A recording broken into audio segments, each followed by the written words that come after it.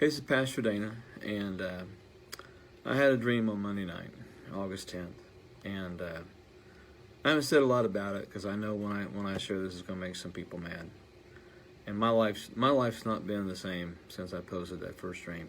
I never asked for this. I never asked for God to show me anything. I was doing a series on dreams and visions. I thought maybe I'll get some dreams. Maybe some others will get some dreams. But it's been different. It's been a lot different. There's been some concerns from my family because of the dreams I posted.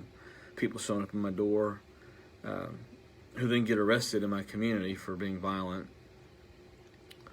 A lot of emails, a lot of phone calls, a lot of messages. I'm not doing this for notoriety. I'm not getting paid to do this. I had a dream. I just simply had a dream. And I'm sharing them because there are things that God, I believe, is showing me that the country needs to see.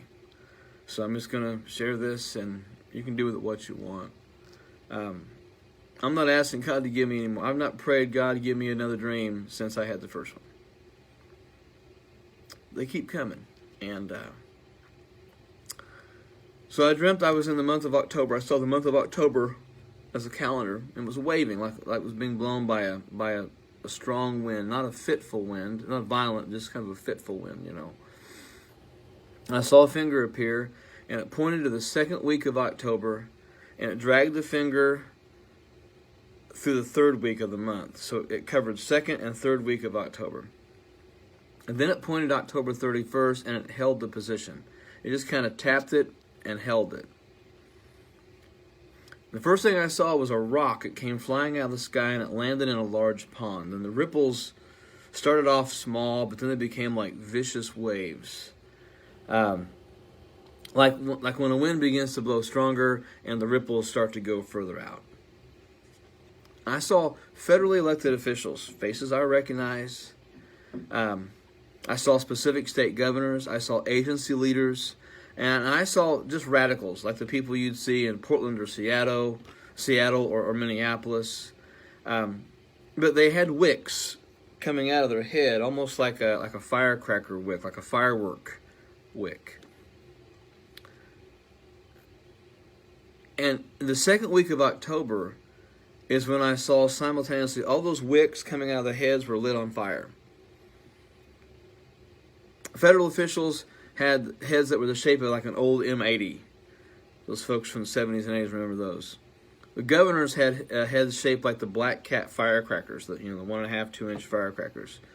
Everybody else had the smaller, like ladyfinger style firecracker fireworks. And these people are talking, and they're starting to get animated. They're yelling, they're screaming. The facial images went from normal and calm to red face, jumping to an absolute out of your mind primal scream. And everybody's head blew up at the same time. These people were still alive, but their heads had blown up. And this resulted in sparks and debris flying all over the area where they were standing, and it started fires around them. And then I saw the protests that were taking place, that were still taking place in October.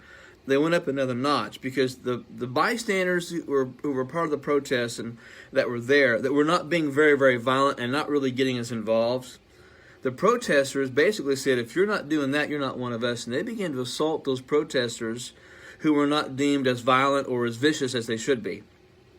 And I saw some of those protesters left on the side of the road, almost like they were dead. They'd been beaten because they weren't protesting like the other ones were. They weren't doing all those things that they should have done. If they weren't complicit, they were beat on. I saw the elderly people, and this is what got me. I saw elderly people being attacked. It was an attack on older Americans, the people that hold the Constitution dear, the flag dear, the people that have the common sense values, commitment to faith and biblical principles. I even saw people trying to get into nursing homes and nursing facilities to attack older people. That's what I saw in the dream.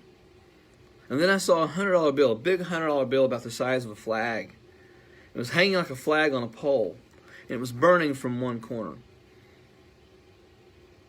And it was being lowered like at the end of the day. And I saw people with their hands over their hearts, and they were crying because their god of money was just being lowered. It had lost its value.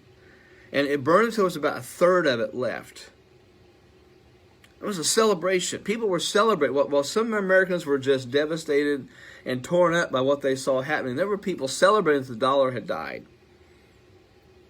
It was dying, the value of the American dollar.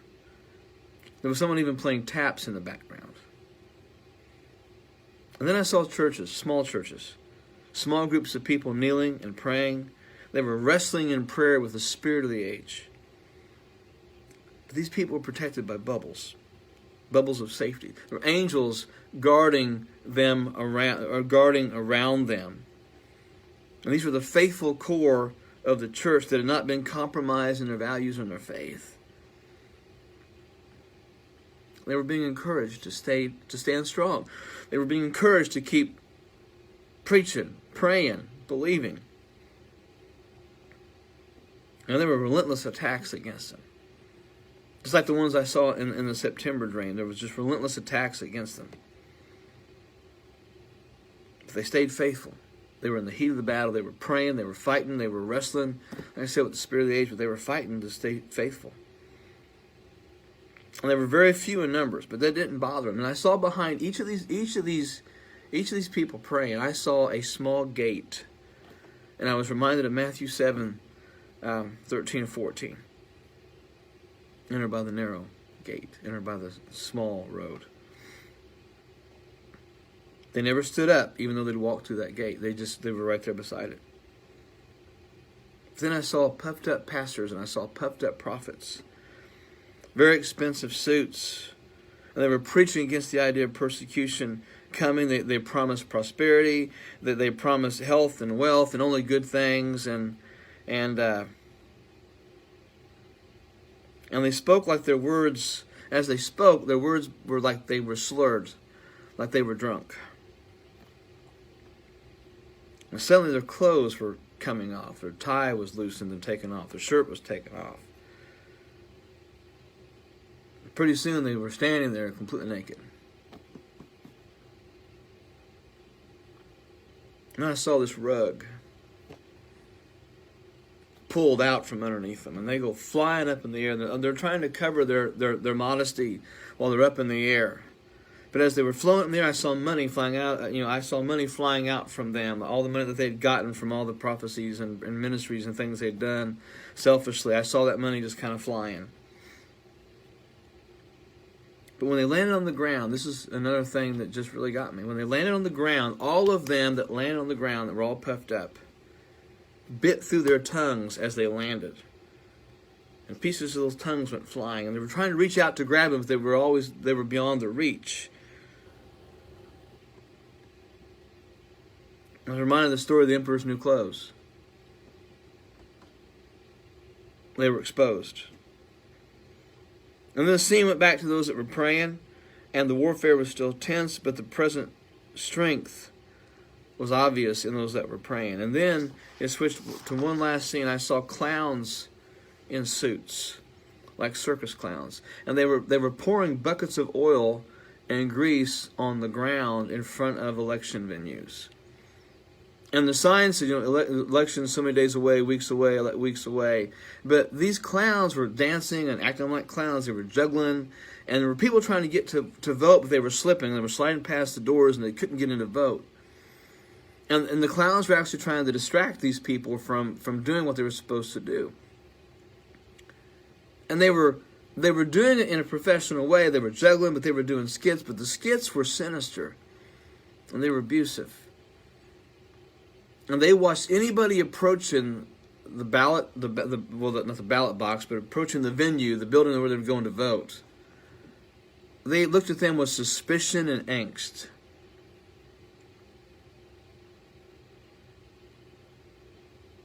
But they were doing everything they could to keep people from voting. They were trying to distract them from what was going on. And then I saw this big billboard.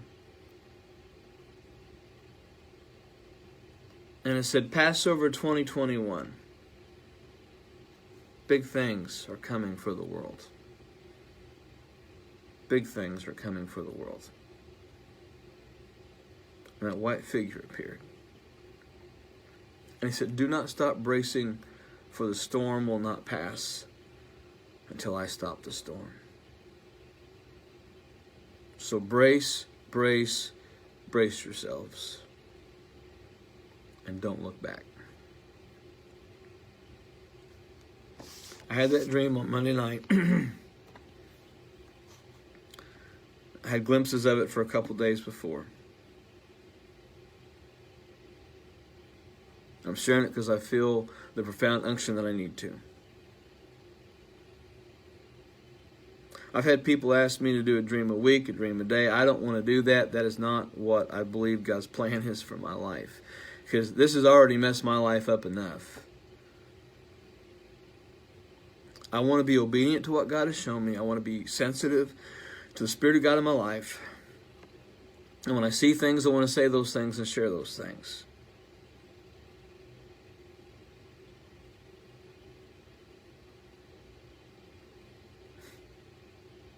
So I'm sharing them.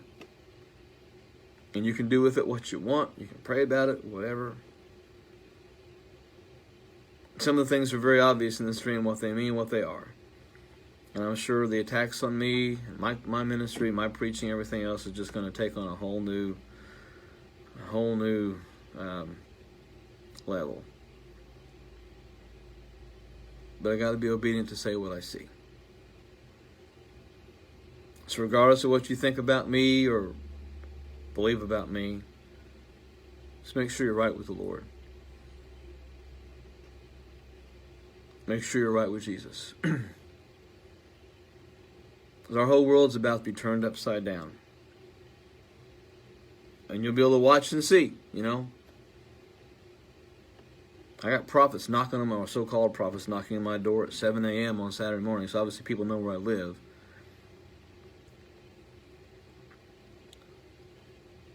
He said, do not stop bracing, for the storm will not pass until I stop the storm. So believers, stand strong. Repent of your sins. Confess those things. Become accountable. Get rooted and grounded back in the Word where you need to be. Be praying like never before. Because we're about to be tested, weighed, and measured. And it's going to be very, very obvious in the next several months who's really living for the Lord and who really isn't. Who's been faking it the whole time. So get real, okay? Get real.